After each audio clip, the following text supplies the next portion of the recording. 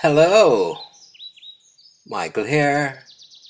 Looking today at Proverbs 3, specifically verse 1 to 3 for the exposition.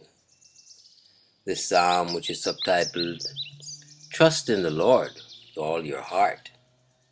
And we're going to go ahead and read the first 3 verses of Proverbs 3. My son, forget not my law, but let thine heart keep my commandments. Verse 2.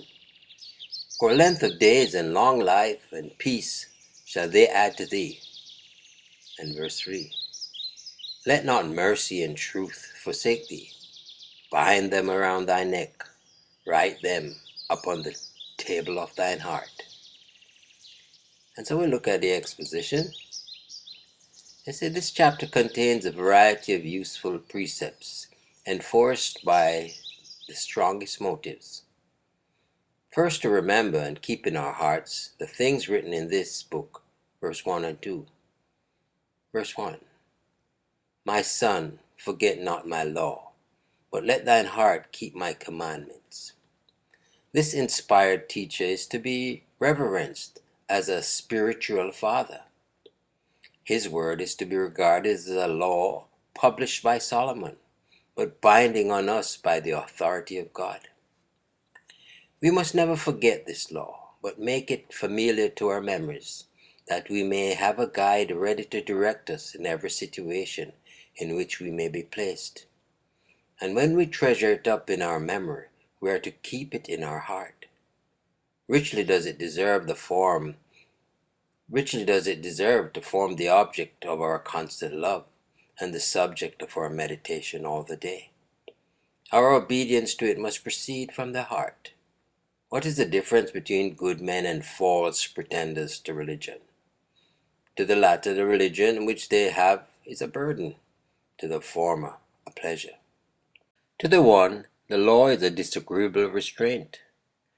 To the other, God's commands are not grievous, for they rejoice in the way of his testimonies more than in riches. Interest dictates to us the propriety of keeping God's commandment. Verse 2. For length of days and long life, Hebrews years of life, and peace shall they add to thee. A long and happy life is the desire of all men. And Malachi 4, verse 4, riches and good physicians appear to them the most likely means of obtaining it. But religion is better than all the gold and physicians in the world, for it has the promise of this life as well as that to come. Solomon knew well that good men sometimes die young, while the wicked live, become old, yea, mighty in power. But still he asserts and often repeats the promise of long life, which belongs to godliness. Surely then it is not without meaning and truth. The godly shall enjoy life as far as it is really a blessing in their particular circumstances, and the meaning carried beyond this would convert the blessings into a threatening. Peace is enjoyed by the godly, even that of God which passeth all understanding, and it keeps their heart and minds through Jesus Christ. Outward prosperity is enjoyed by them, as far as is consistent with their spiritual interests. Tribulation and enemies they may meet with, but they live in peace. Though slaughtered by the hand of violence or the sword of war, they die in peace, and when they die, they enter into everlasting peace. The second precept in this chapter is one requiring us to live in the exercise of mercy and truth. Verse 3. Let not mercy and truth forsake thee. Bind them about thy neck. Write them upon the table of thine heart.